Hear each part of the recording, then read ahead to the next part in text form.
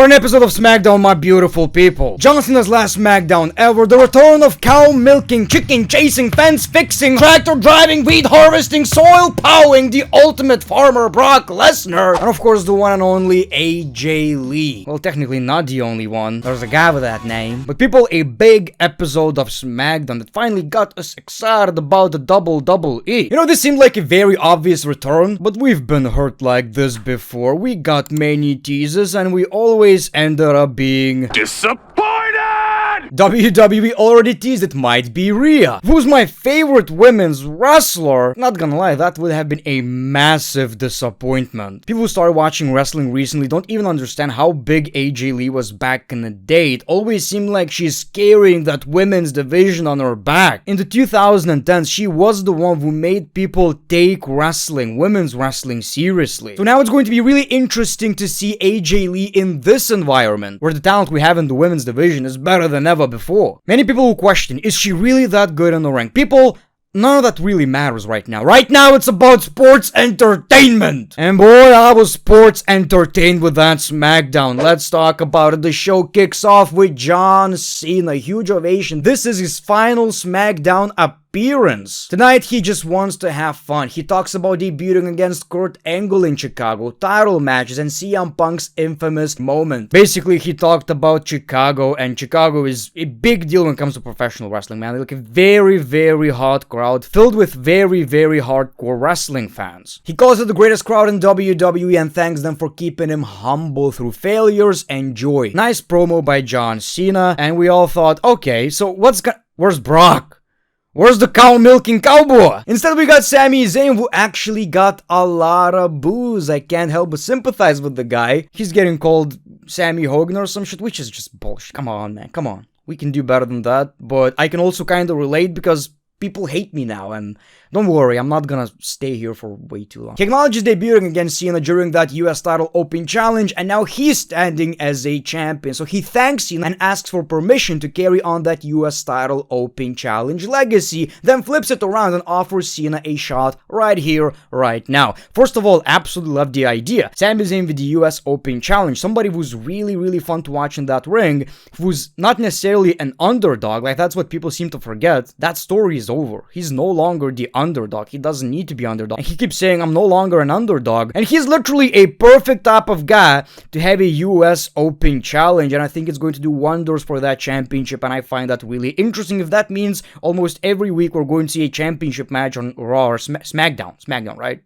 He's on SmackDown. Cena accepts the offer. You want some? Come get some. And we got the match. And again, Sami got booed. I hope it's just because people really love Cena, but it does generally seem like Sami is, I don't know, man, people flip the script. That's the part of wrestling fans I don't necessarily understand, but people are entitled to their opinions. It is what it is. But I, for one, am really excited for that US Championship Open Challenge, and I really enjoyed this match. It wasn't anything near Logan versus Cena or Cody versus Cena, but for a televised match to open SmackDown, US Championship match, John Cena in it, I kinda enjoyed it. We got a GTS, we got homage to the big dog. Really, Michael? Really? Really? Oh, the good old days of Roman Reigns doing this. Oh my god. I miss the blonde guy Roman Reigns. Really, Michael? Really? Avalanche AA, everybody's down, and you know what's gonna happen. Brock Lesnar's music hits. We got Brock with that F5 to Sami Zayn, F5 to Cena, and he did it again. Brock Lesnar is back. Didn't waste no time though. Cows are waiting. Moo, motherfucker. Nice stuff. Nice stuff. Okay. You set the scene. This SmackDown's about to be good. It's already kicked. You know what I've realized about this SmackDown? How fast. How it didn't overstay its welcome, I guess the best way to put it. I was like, this felt like an hour show, which is kinda crazy, and that's exactly what I kinda need for my wrestling. I wanna leave wanting more, and that's exactly what WWE did. By the way, the match is official. John Cena versus Brock at WrestlePalooza. I'll see you at WrestlePalooza, bitch. And we are ready to palooze, people. Side note, I've already watched most of Brock versus John Cena matches for an upcoming video. Let's just say John Cena didn't win a lot of these. WrestlePalooza looks like a very interesting premium live event, whether it's to combat AEW or I don't give a shit, but you know, in general, I'm really excited for the PLE, and I really hope that Brock Lesnar versus John Cena is going to have some sort of a stipulation, because the whole idea of this premium live event to me so far, well, it looks like it's supposed to be extreme. So we'll see. Anyway, Nick Aldis is interrupted by Melo Dom Miz before agreeing to Miz's request for a tag team title match. Melo is not really interested in that match. And then we see Becky Lynch. Like I've said, people slowly, even though it's working for Miz Don Miz, they're gonna break up, and Carmelo is going to turn babyface because he sees him as more than just being a tag team guy with the Miz. Even though Miz's shenanigans are kinda working. anyway, We got Aleister Black versus Damian Priest. So Damian got attacked before the match. The match eventually did start. Hard hitting, you know, fast. This felt like a brawl more than a match, but I gotta tell you, this was the best thing they've done since this rivalry. And Aleister Black used that SmackDown vs. Raw 2008 referee ability and won the match, which was pretty great. You know, one thing I don't like is R-Truth came back. He was the main focus of this. Where is he?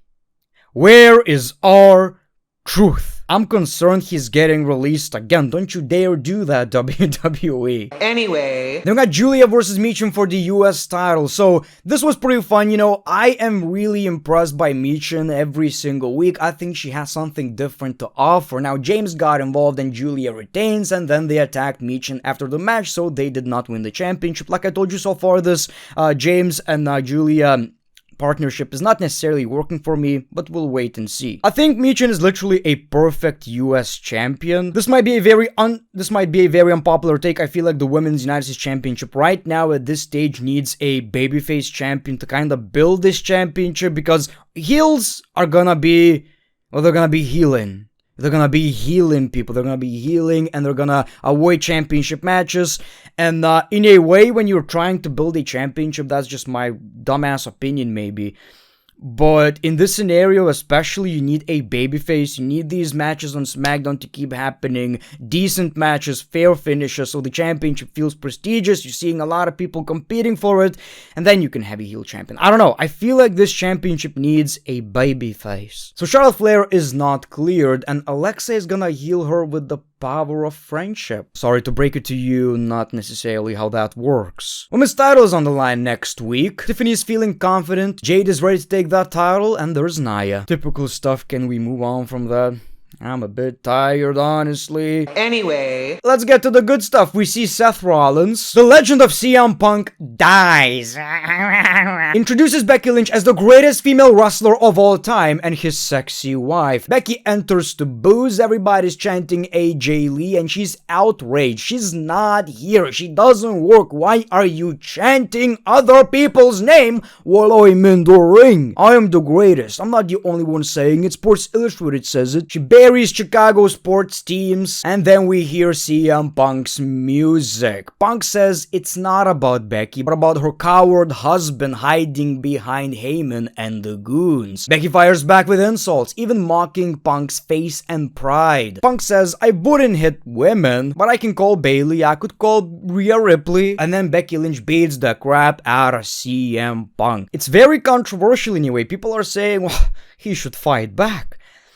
I don't know, man, like, I know it's scripted, I know it's wrestling. Do you see CM Punk's character beating the shit out of a female wrestler? I find that a little weird. I think when Randy does it, it kind of makes sense. I'm not stupid, I'm just crazy. I'm crazy, I hit that RKO. It kind of works. I guess it could kind of work with certain people. I don't see CM Punk, you know, beating the shit out of Becky. Punk says he knows someone who will fight Becky. Let's light it up.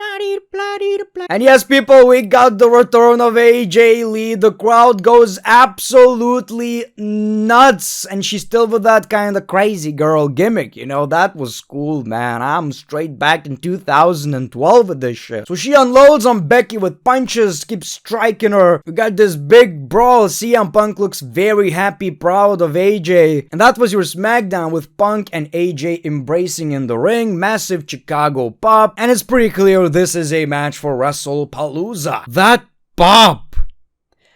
pop was absolutely nuts, because I guess we're seeing somebody who left the WWE and never truly came back. And people don't seem to, I don't know, maybe I'm just watching wrestling differently. It's not about can she have a, actually, can she have a 5-star match? No, that's not the point! You're not watching the right company. It's about sports entertainment. And for now, you're gonna be sports entertained. Then when you see her possibly in a championship match, then you can wonder, is the match gonna be good? For now, it's about the story, it's about the return, and we'll see what happens. So the WWE nailed it with that moment. I would say for the most part, even though it would have been cooler if we didn't expect that return. You know, just randomly Becky starts slapping him. You know? You know what I'm talking about? But at the same time, people don't seem to realize, kinda teasing it, almost announcing it without announcing it, it's gonna give you more viewership. It's gonna spike these ratings up. People are gonna be excited before the show. So it's this shitty part of wrestling business right now where you kinda have to tease something to get people to watch. This is something wrestling fans get twisted a lot of times when they're like, well, the show was great, why are the ratings so low? No, if the show is good, maybe you should check the ratings of the next show. So sometimes WWE are finding ways to actually build that anticipation, which sucks for us who are going to watch anyway. That's how business works. Now, obviously, none of that means that AJ Lee is going to stay in the WWE. Who knows? Maybe this is just a one-time appearance. I mean, the match, you know, mixed tag team match. But at the same time, maybe she's gonna, you know, get that wrestling bug. Selfishly, as a fan, I would love for that to happen. Thank you for watching, people. As always, your boy, the Great One. Peace, love, and hugs. It's been a pleasure.